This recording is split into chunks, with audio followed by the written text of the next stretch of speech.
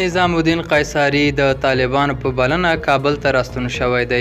په سلامونو مو هرکلی کوم. زموږ یوټیوب چینل ته پخیر راغلی. که غواړئ په بشپړه توګه معلومات ترلاسه کړئ نو ویډیو راسره تر پایه وګورئ. د مارشال عبدالرشید دوستم په لیکو کې یو لوړپوړی قومندان نن یکشنبې د چنګاښ په 5مه نیټه د طالبانو د سرپرست حکومت د اړیکو کمیسیون په بلنه کابل ته ستون شوی دی.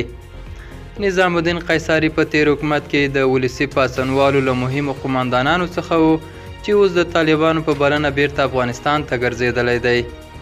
قیصاري د مارشال عبدالرشید دوستم په لیکو کې یو لوړپوړی قومندان دی او په وروستیو کلونو کې د زندان له تجربې څخه نیولې بیا د افغان ترکانو د مشر په توګه ادعا کړې دي. د طالبانو کابینې د هغو سیاستوالو د رابللو لپاره یو ځانګړی کمیسیون جوړ کړی چې کابل ته د طالبانو له ننوتلو وروسته له افغانستانه وتلي دي. په وروستیو ورځو کې یو شمېر سیاستوال د کمیسیون په بلنه کابل ته راستانه شوي دي.